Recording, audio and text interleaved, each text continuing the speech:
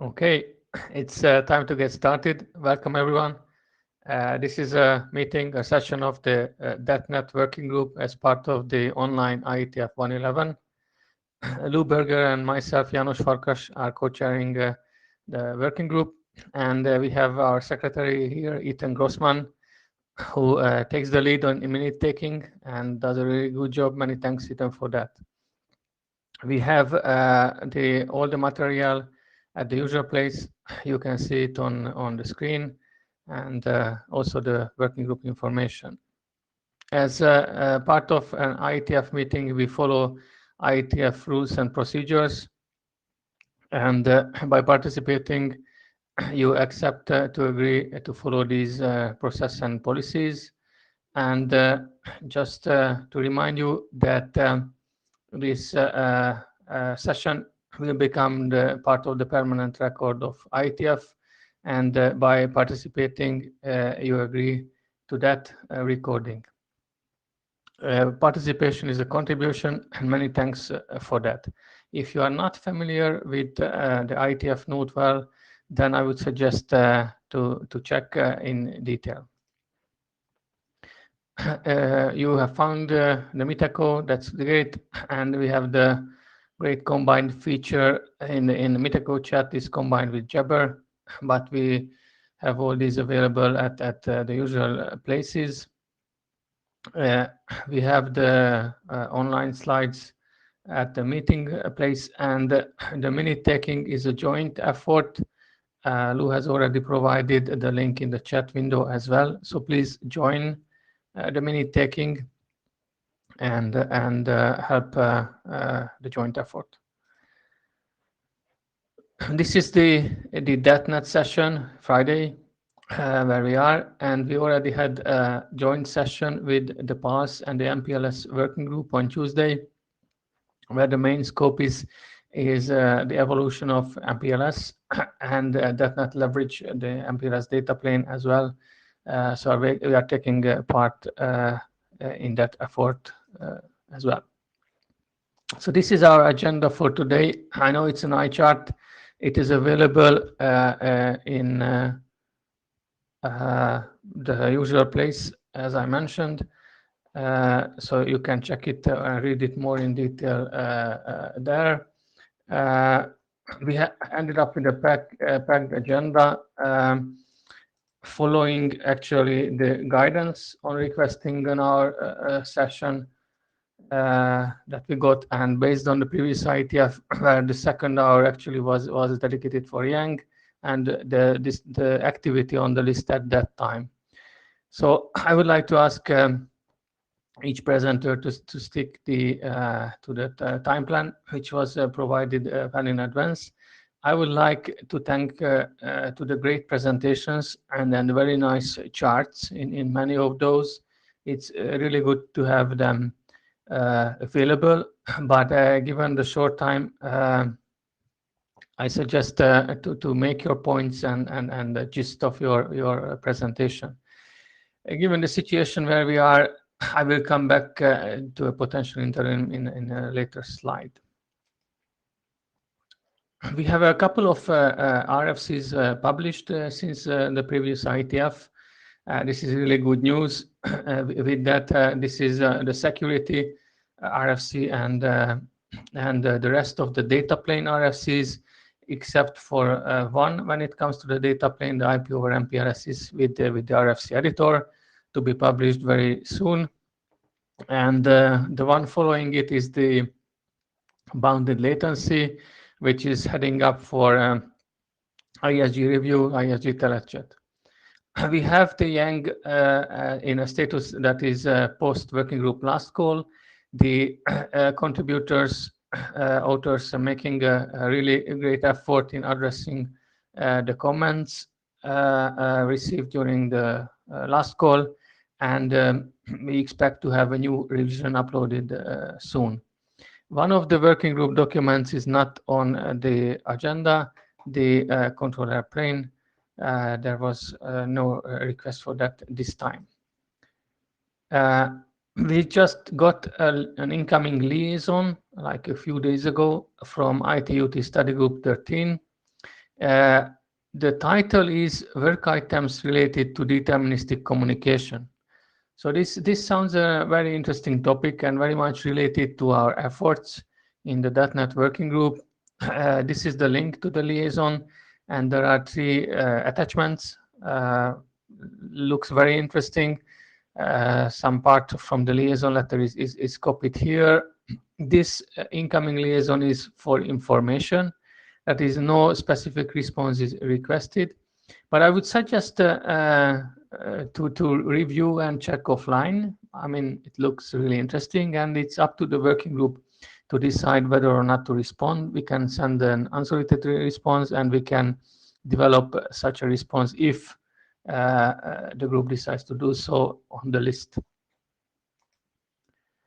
I would like to remind people of the IPR procedures here.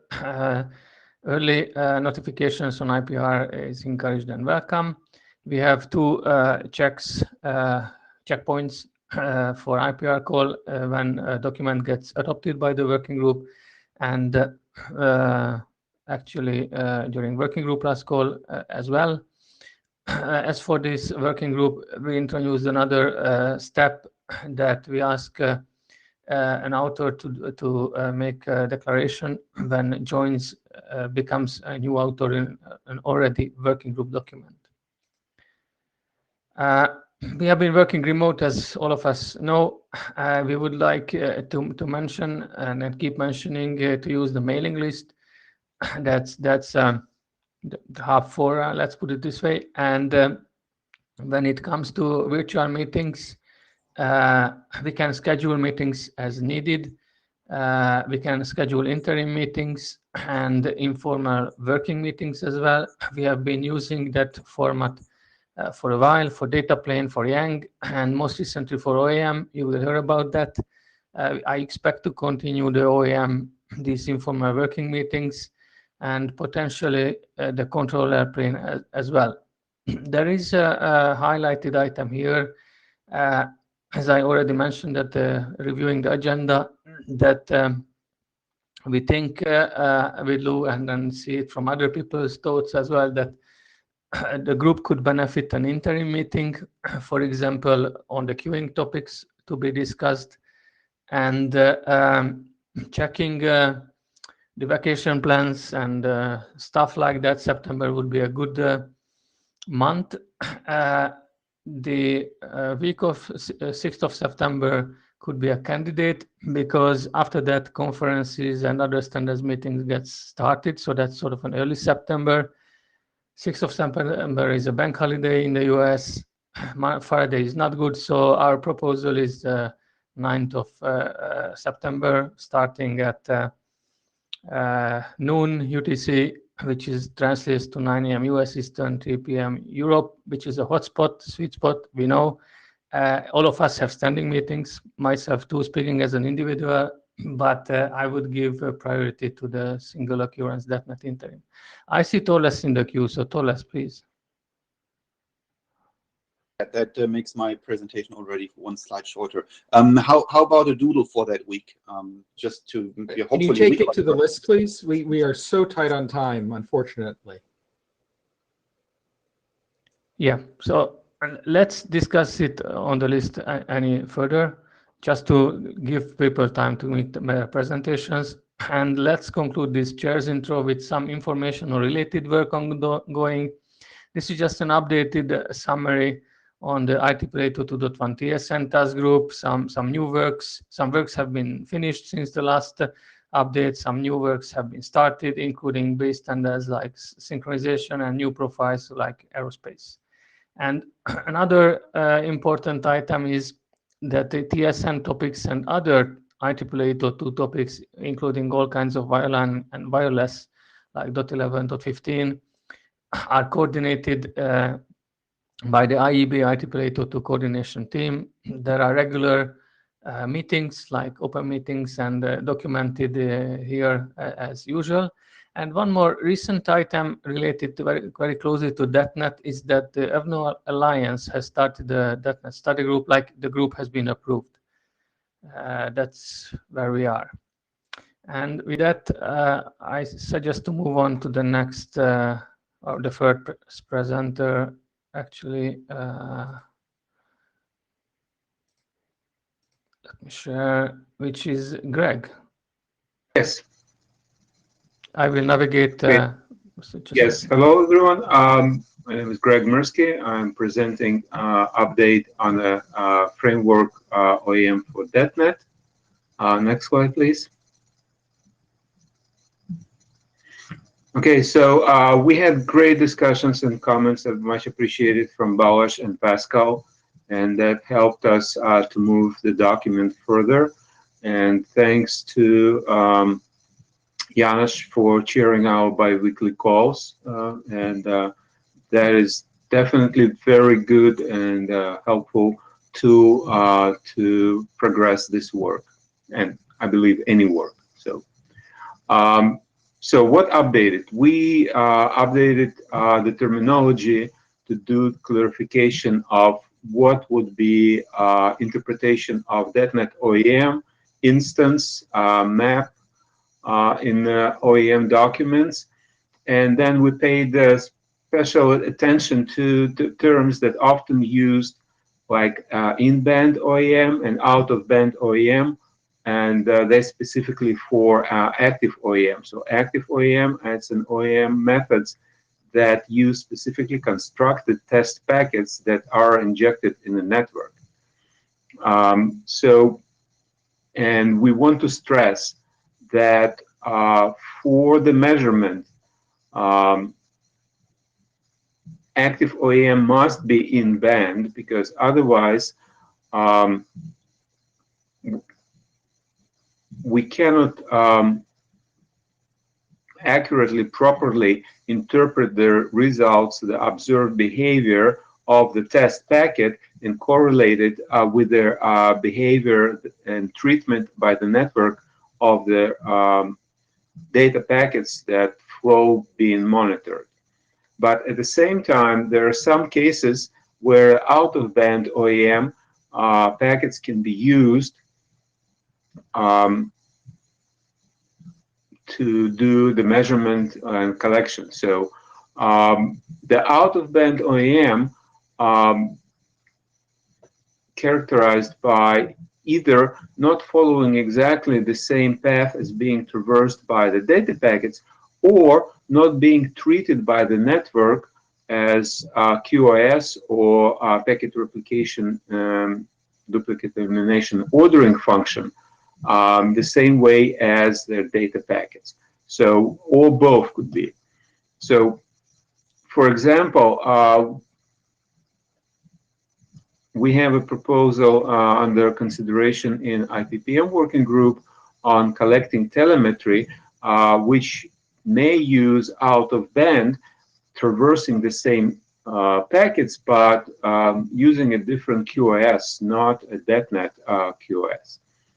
And then the clarification for the on-path telemetry, because these are methods that are very useful, and that's complementary to active OEM by all means.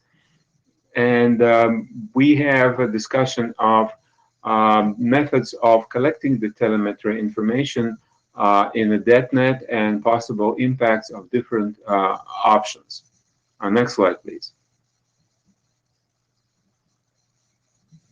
So there are other aspects that we paid attention resulting from our discussions addressing comments from Balázs and Pascal is map selection and placement depending on which sublayer of Detnet, whether it's a forwarding or a service. What we want to reuse, and obviously, by all means, we want to reuse all available tools, especially echo request reply, like ICMP or LSP ping for Detnet with MPLS data plane. And then we identified that for the pre-auth, we need to work on some extensions. Next slide, please. So again, we worked and discussed and did some work on Detnet OEM requirements. So you can check that in a current version of the document. And next slide, please. So what we are planning to do. And next will be Balázs will present his work, and we already discussed it.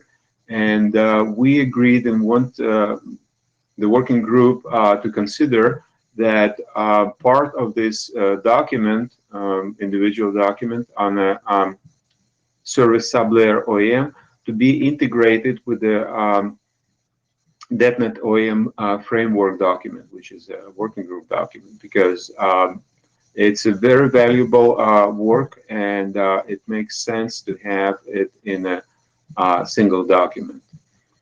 We'll continue bi-weekly discussions, so it's an open discussions. Everybody is welcome, and looking forward for your comments, suggestions. And once the document is stable, probably before the next IETF meeting, we'll come to the working group for consideration of the last call. Thank you.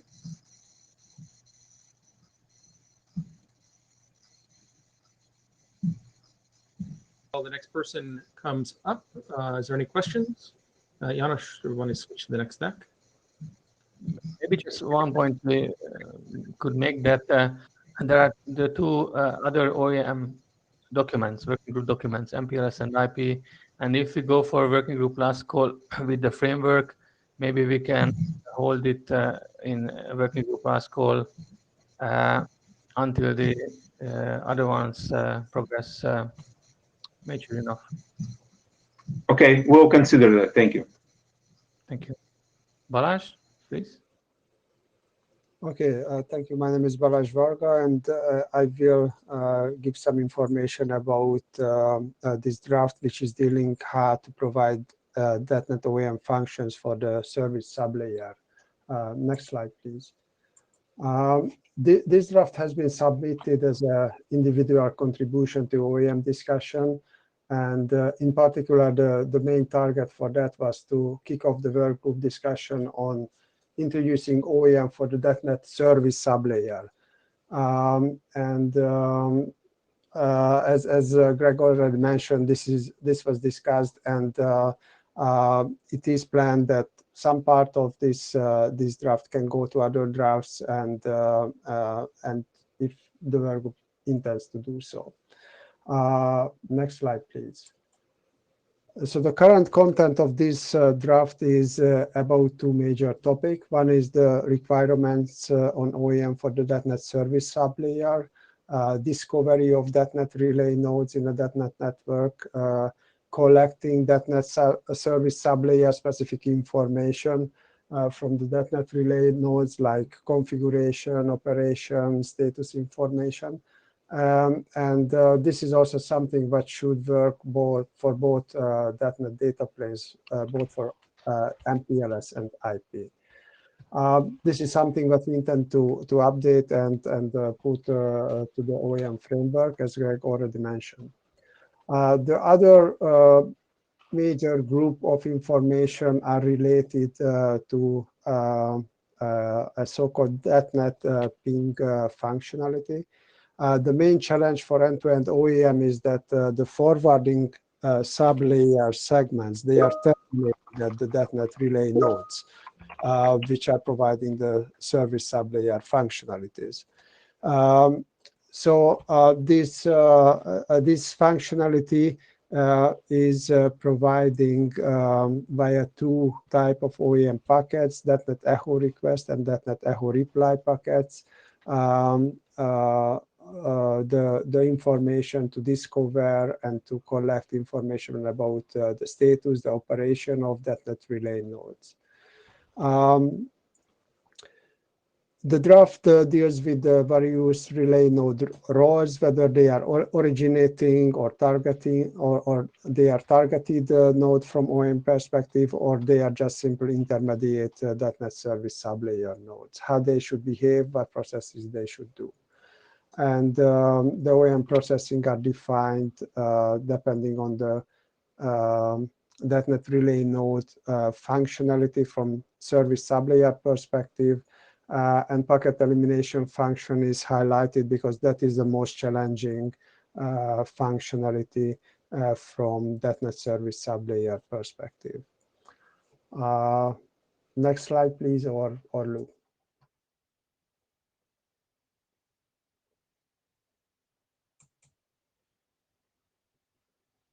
Next slide. Yeah, so this is just about a summary. We have already discussed it on the biweekly OEM calls. And the next step is that we are looking for further comments, discussions. That's it. I see Lou in the queue, so Lou.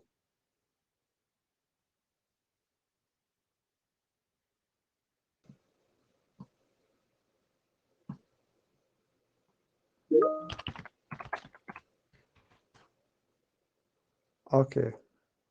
If not Lou, then any other questions, comments?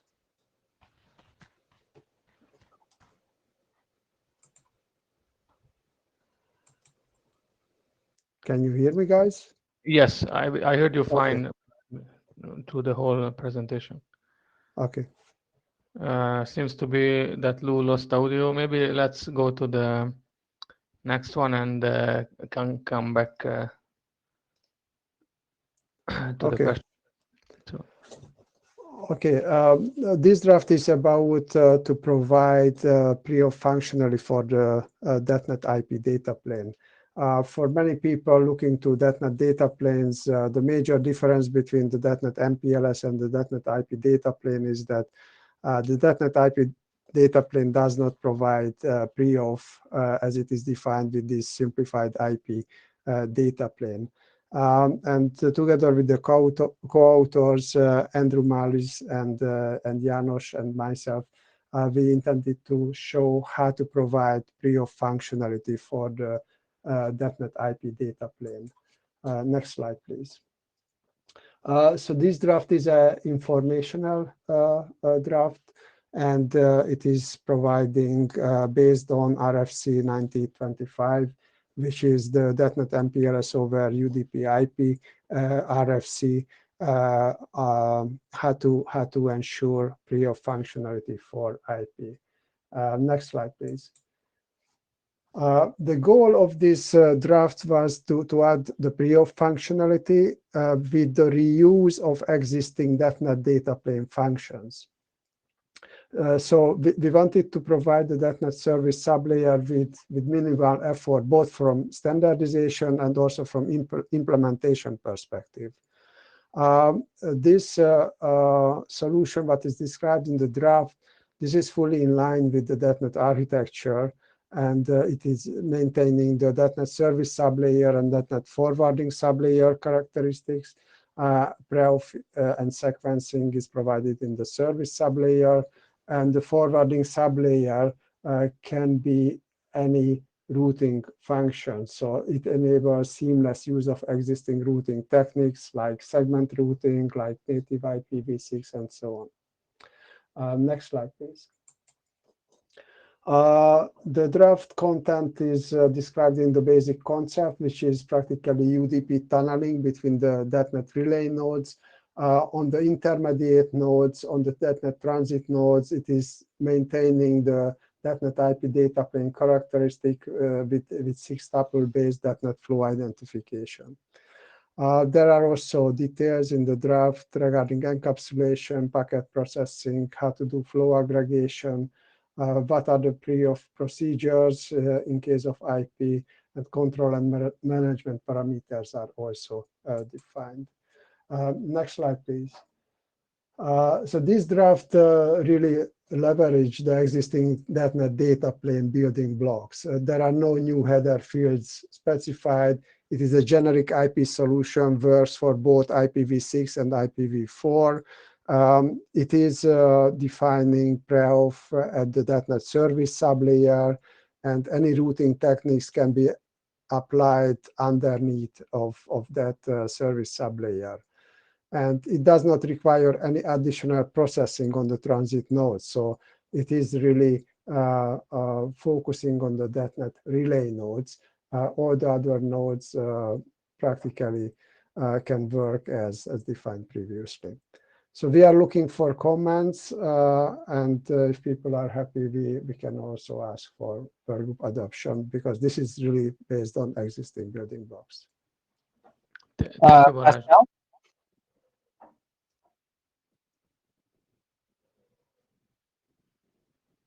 Hello? Hopefully people can hear me. Pascal, can you go ahead?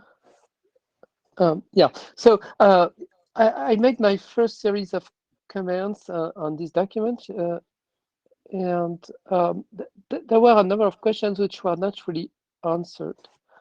And one of them was aggregation. What happens is if in the middle of the network we want to aggregate the flows, will we end up with UDP inside UDP, in which case the flow information is lost? No. I will answer that with more detail on the list, but this is not the case. So the UDP tunnels, they are terminated on the Detnet relay nodes, and Detnet relay nodes can do aggregation. But I will provide more detailed answer on the list. Okay, thank you. I'd like to see that. David. Sure. This is aimed at informational RFC. Is that what's wanted, i.e. this is an example of how it could be done, or should this be headed with something like standards track as a spec for how it should be done for interoperability? I think this is something up to discussion inside the work group. We have set this for informational because it is really based on existing building blocks. And we put those building blocks together. That is why the first attempt was to define it as informational. But as you have mentioned, interoperability, I think it is up to the discussion, up to the group to discuss on the list whether it should be a standard track or informational. Okay, I've started the discussion. Having the discussion during work group adoption call would be just fine. Thank you. Yeah, I think I'd like to see a little more discussion on this, on possible paths and whether we want to take multiple. For example, another building block is IP over MPLS over IP, over UDP IP, which actually sounds like a mouthful, but only adds 4 more bytes. Actually, it may not even add 4 more bytes. I have to think about that, but we should talk about that on the list a little bit, about the options, and gauge the working group's opinion on those different options. Moving on to Pascal.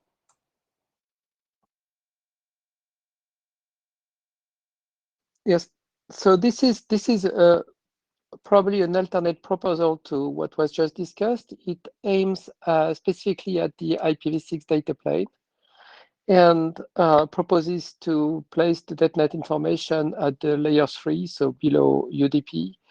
And I'm sorry, I'm getting UGCO, so that's very hard to speak. Next slide, please. So, it's kind of not seen fully. So basically the Detnet data plane needs 2 types of information.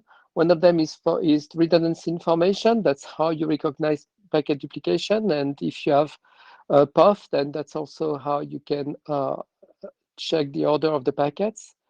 And for this, we'll note that usually people think of a sequence information, but that's not necessarily all that you can use. In particular, it's possible to use any information that would be unique within the upper bound of out-of-order packets to deduplicate the packets. Also, there is the prime of network coding. If you use the classical function of splitting the packet into fragments and then network coding the fragments, all the fragments are basically the same quote-unquote sequence and can be received in any order and reassembled, but we should not eliminate different fragments. So the ordering would not apply to those fragments, but each different fragment could be eliminated, but not 2 different fragments. That's what I'm getting at. The other piece of information that we need is information that indicates which path we're going to follow. And for this, the contribution that we make in the draft is to indicate that basically we should not confuse the path and the flow, like the water on the pipe analogy. And what we do is we tag the packet with layer 3 information that indicates the path, and that's regardless of the flows that are being transported. So this way we can transport multiple application layer flows without having to look at the 6-tuple or anything. And we can also merge inbound OAM with the flows inside the same path. And we can easily as well aggregate multiple paths into bigger paths. Next slide, please. So for doing this, what we do is, since Detnet is layer 3, we'll place native IPv6 signaling for the data plane. So for that, we propose to use a IPv6 hop-by-hop option. And the cool thing with the hop-by-hop option, it's available right after the IPv6 header. So it's very early in the packet. It's very hard to find. This fits the v6 architecture because now we can coexist with other extensions like SRv6 if we want to have a loose path signaled by SRv6. And it fits the Detnet architecture, which says basically that the flows are assigned to path. And so basically you do some classification at ingress and then you just follow a path. And so we tag the path in the packet and we can just follow it. Next slide, please. So can we, there is this question of whether we can use a by hop. I can't spend much time, but basically the answer is yes. Hop by hop and extension in general are getting more traction in v6 these years. And since 80200, now the hop by hop can be ignored when it's not being used. So it makes it much easier to use hop by hop headers in IPv6. And I just showed in this illustration that the hop by hop is right before the SRH. And so that makes it very easy to parse with hardware before ISIC processing. Next slide. So right now we propose 3 information. One of them is the redundancy, which may contain sequence, but may contain other type of information. And precise time would be a typical information that we could place there. Also, the option header could be placed not only in a hop by hop, but also just before an SRH. That's if we signal the service sublayer using SRH. And then we have this strict path option that is typical for Detnet. We also have a loose path option, which is not reused right now and could be replaced by SRH. And that's it for me. I'm sorry, I will have to boost the volume again because, like I said, I got everything as echo and that was unpleasant. You are out of time, Pascal. Please wrap up. I'm done. That was it. Okay, I don't think you left much time. I will send some questions to the list. In particular, it seems that this is a raw focused rather than generic, and it'd be good to understand that.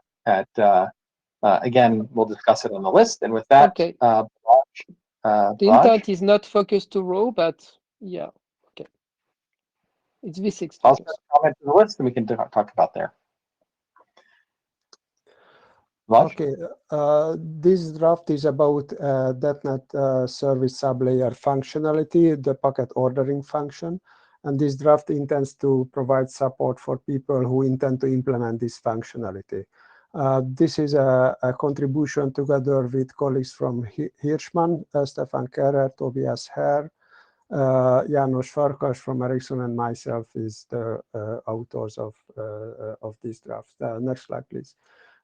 This is intended to provide algorithms for the packet ordering functionality, which are needed in order to restore the correct order when replication and elimination functions are used in a Detnet network. Next slide, please. So the goal of this draft was to define the algorithm that can be implemented. In the previous Detnet discussions, we have discussed the out-of-box visibility of this functionality, what is the result if it is working, but how to implement, this is what was not defined in detail. And these algorithms, what we are describing here, they are considering the delay bound requirement of Detnet flows, and they provide minimal or no additional delay to the forwarding process of packets, which is very important for Detnet flows. We also intended to keep these algorithms as simple as possible, also both from implementation, from number of states, from configuration parameters perspective.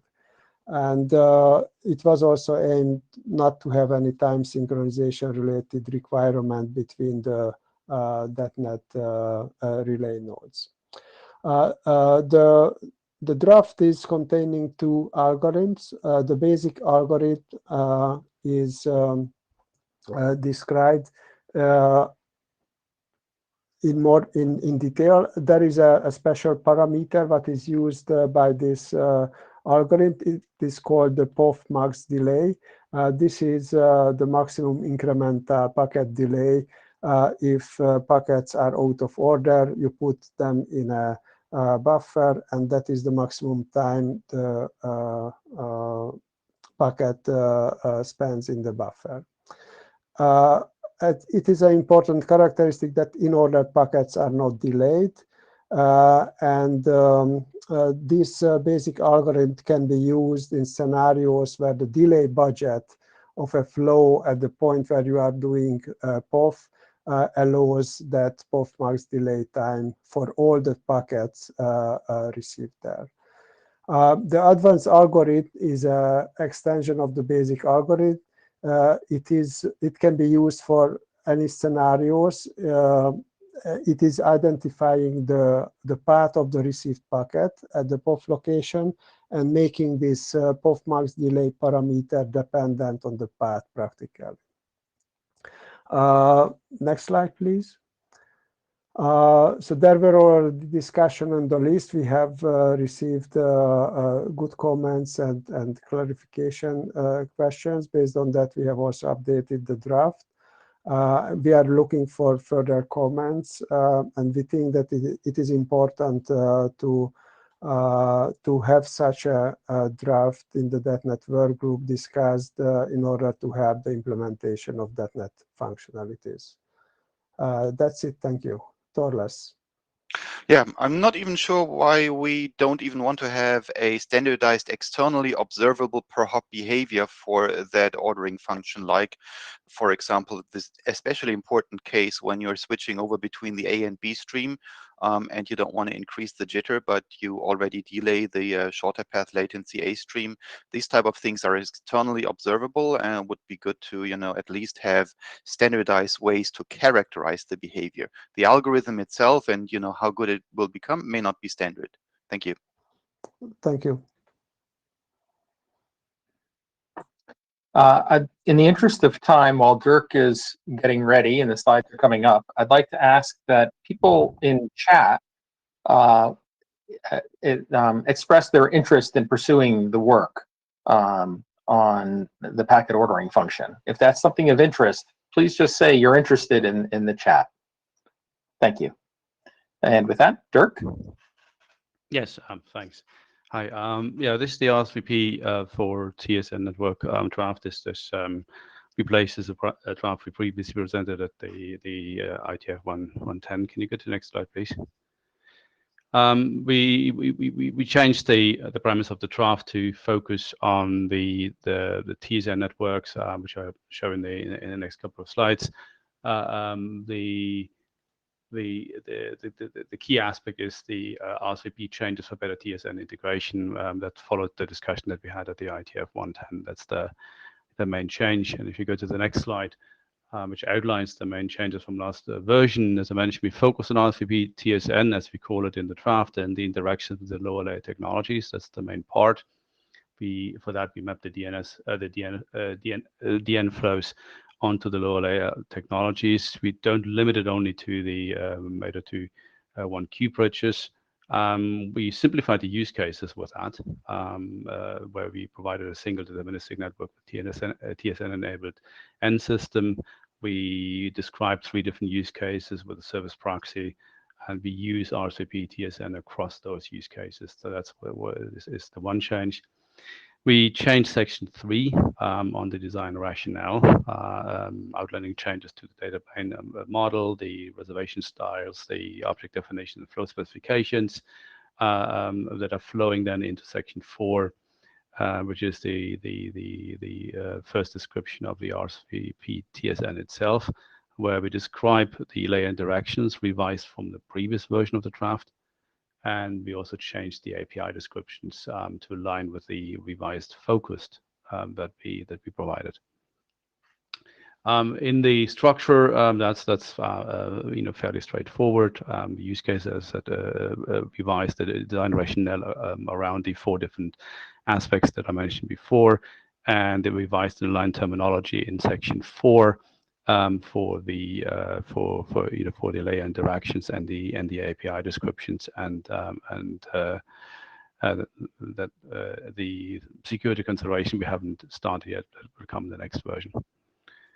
How have we addressed the feedback? Well, the discussion we had at the in 110 was mainly what the focus of the document would be. We created a new document, hence the change in file name, to narrow the document to a proposal for RSVP TSN for TSN-enabled lower layer technologies. That's mainly because of the author set that we had when we discussed. We weren't entirely willing to take on the task to discuss the wider scope of RSVP in general, so hence the RSVP TSN narrowing down in this particular draft. That had the impact on the use case design rationale that I described before. We also described and addressed a new use case section in order to outline what the scenario here is, and then also clarified the terminology, which were the main aspects of feedback we received in the last meeting. The next steps, if you go to the next slide, please, is to fill in more infos on the message formats and protocol info. We haven't done that yet, but obviously, most importantly, we are interested in more input from the list. We've sent the draft of the list, but we haven't had discussion on the list yet, and we would be highly interested in feedback and comments, including co-authors and contributors, as you'll see on the last slide. Thank you. We actually have a moment for questions.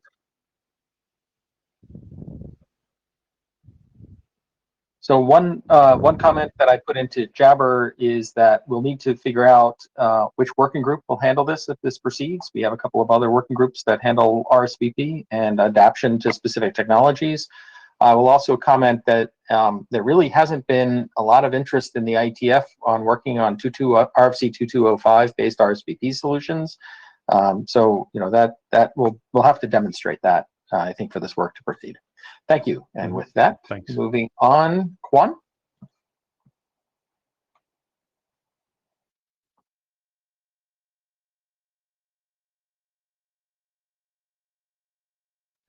Whoever is presenting will need to unmute. Kwan, please go ahead. Do you hear me, Lou? Yes, you sound great. Thank you. Sorry. This is the BGP flow specification for Detnet flow mapping. Next slide, please. As defined in RFC 8655, the Detnet may provide the deterministic service for the TSN and the end system, and the Detnet IP and MPS flows may be carried over TSN subnetworks. And the related standards of data play with TSN and the Detnet has been released to RFC as the slide shown. Next slide, please. So, as discussed in these drafts, the common requirement is to provide Detnet flow mapping in control plane. The mapping between TSN streams and the Detnet flows is required within the service proxy function at Detnet edge nodes. And the mapping table can be configured and maintained in the control plane. And for the mapping from a Detnet flow to a TSN string, it is achieved by the combination of a passive and an active string identification function that operate at the free level. And for the TSN strings mapping to a Detnet flow, implementations should use management and control information to map a TSN string to a Detnet flow. And with one mapping, aggregating multiple TSN strings in a single Detnet flow should also be supported. So based on the background, this document propose extensions to BHP flow specification for the mapping of data flows and TSN strings by extending the traffic filtering rules divided in RFC 8955 to identify the packet and using the associated action to map the packet to the related service. Next, please. So this is the detailed extensions for BHPFS. The string ID is used to uniquely identify a string, and the string identification functions are defined in HV 802.1 CB and CBDB. So this document defined the filtering rules for TSN strings and proposes a new type which named the max data unit for TSN traffic filtering in mask and match identification. Other filtering rules has been defined in BHPFS.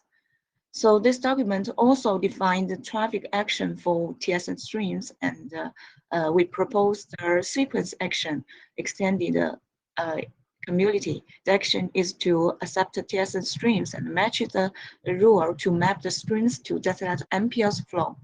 Next, please.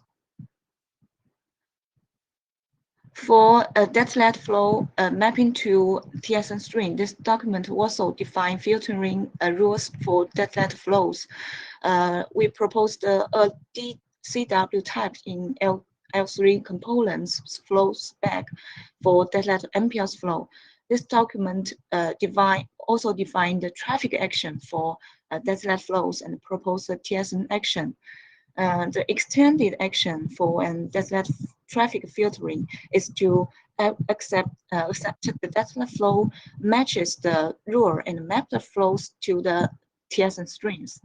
The TSN profile can be converted to string related parameters and the requirements including TSN string ID, string handle, sequence number, and the traffic scheduling information. Next, please. So we welcome comments and discussions. Thank you. Very much. If you have comments, we'd really like to see them on the list. We think that this one definitely needs more discussion on the list, and particularly in how it's going to be used, and then if there's support for the use case. With that, the next presenter, please. Hello, this is Joanna speaking. I'm going to introduce the service deployment guideline in Detnet network. This is the information draft. Next, please. As the Detnet architecture, the Detnet service is started by source and ended by destination.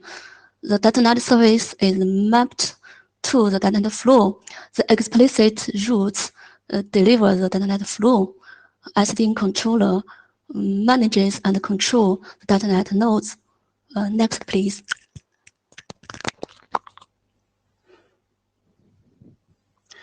According to the architecture, this document is intended as a guideline for Detnet network administrator. While the Detnet technology become mature, it's the right time to do the network experience and even to large-scale commercial network. So a network administrator must master the skill how to introduce the Detnet service into the Detnet network and related maintenance. So the precise of the Detnet network service deployment consists deployment preparation, deployment planning, and the network service deployment. Next, please.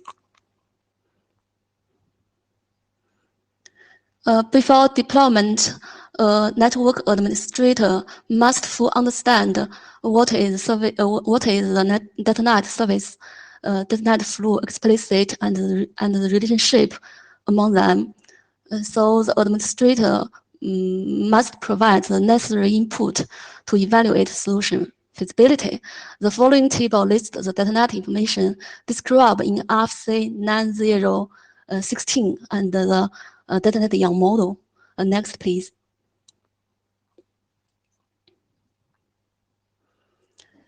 The SDN controller is recommended in the deployment scenario. So the administrator should specify the Detnet service information on the interface of SDN controller. For example, the Detnet service delivery profile is about the assured bandwidth, the bounded latency, bounded variation, and the assured packet loss rate. And next, please. Okay, then a Detnet network administrator should specify the Detnet flow information. For example, the flow endpoint is about the ingress PE and the egress PE. The flow requirement is derived from the service delivery profile. Next, please.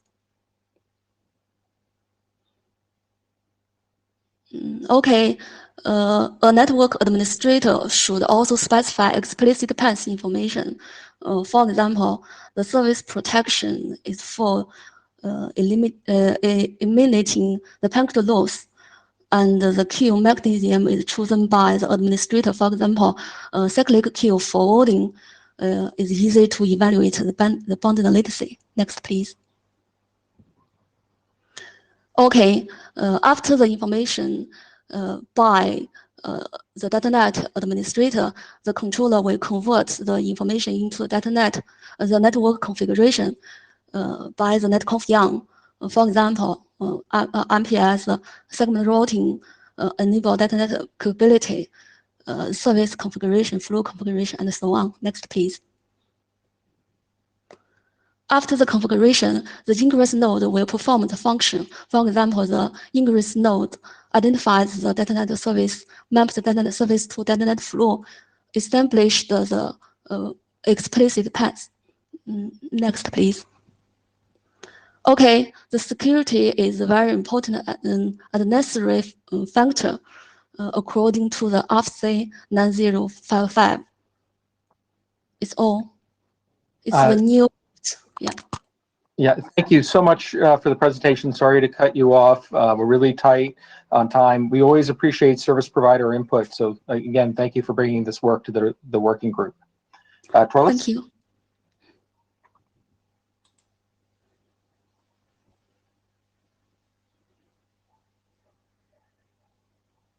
My best friend is next. The mute button next. We talked about an interim. That's great. Next.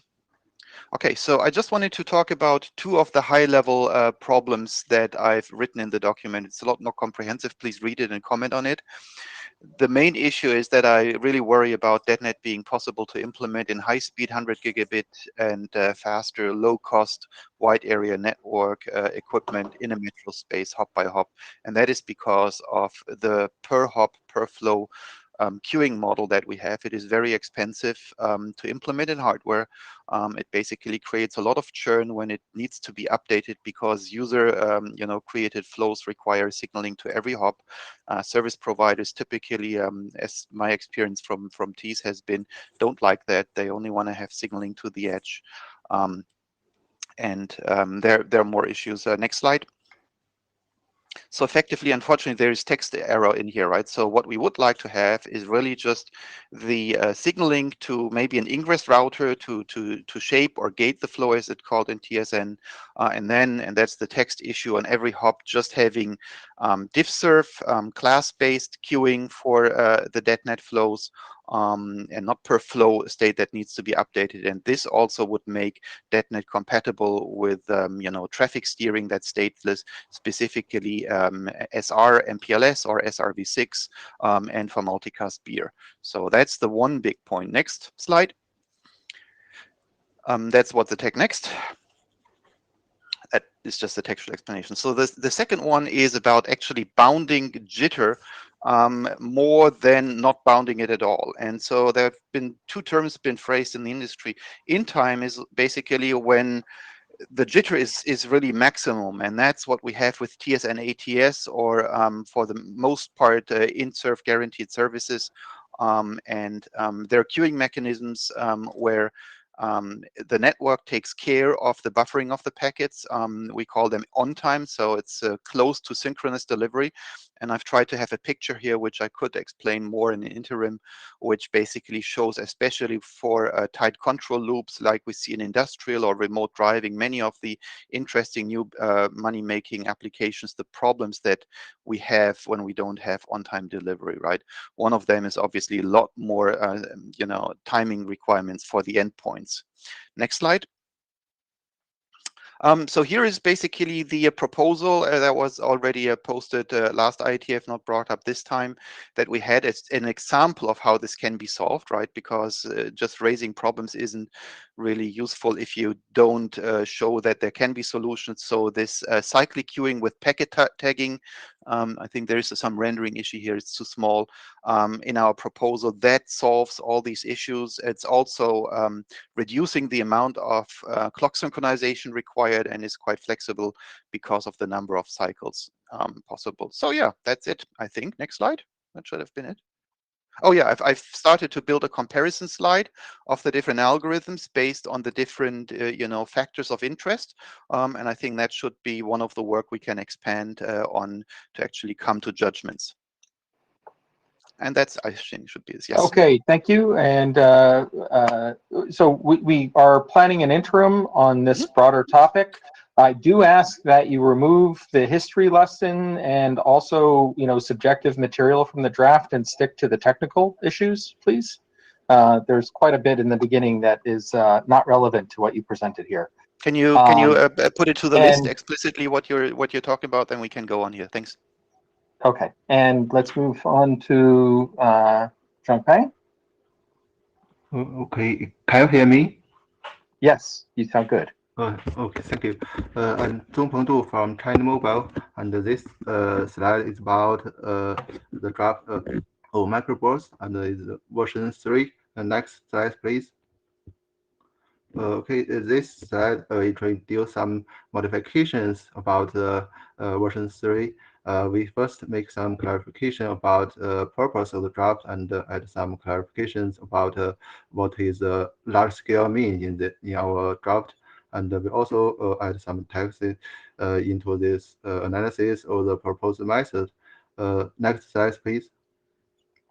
And this slide, we introduce the purpose of the draft. We firstly, we point out the problem. In our opinion, that we think that in large-scale ISP networks, we need a simple and scalable deterministic mechanism.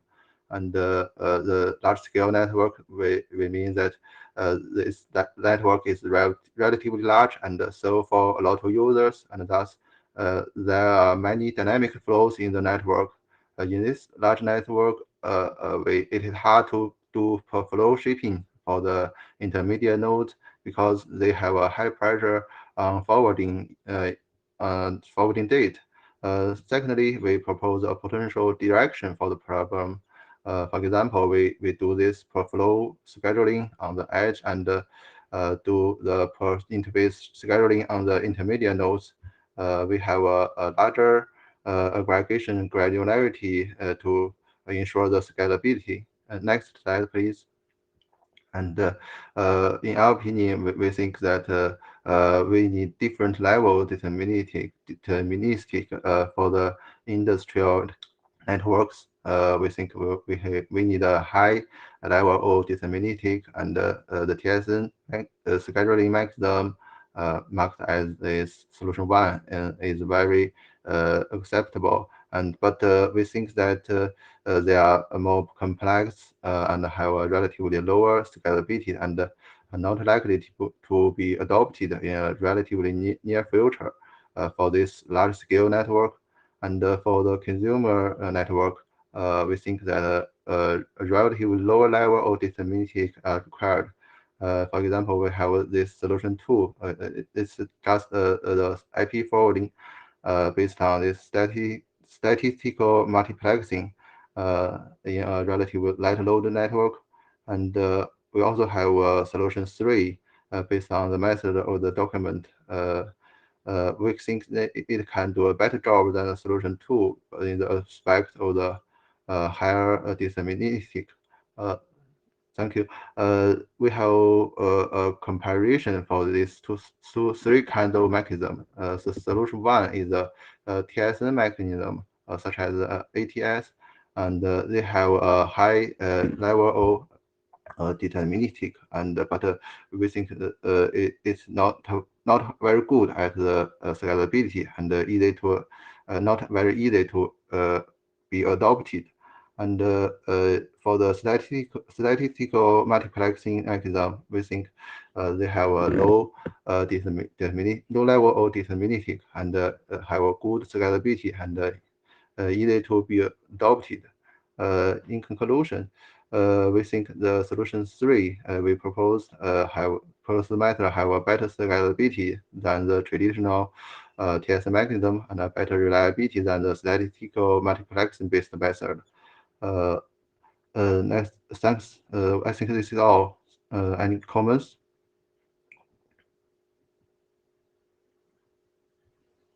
Thank you so much for bringing this work. It's definitely of interest to the working group. We certainly have had a packed session. We were asked to stick to 1 hour. I think next time we will ignore the request and go for a longer session, and it'll make for a much more useful session. So apologies to everyone for how compact it is. Thank you to all who contributed. Please stay tuned for the interim. Again, if you have objections to the time, please bring them up on the list, and we'll follow up with the other topics on the list. If you have follow-up questions, we really encourage discussion there. Thank you all, and really appreciate the contribution.